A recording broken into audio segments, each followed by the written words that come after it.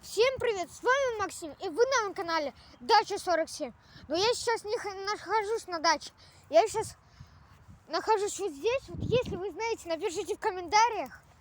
И не забудьте поставить лайки,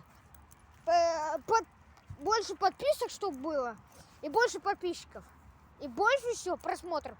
И не забудьте про колокольчики.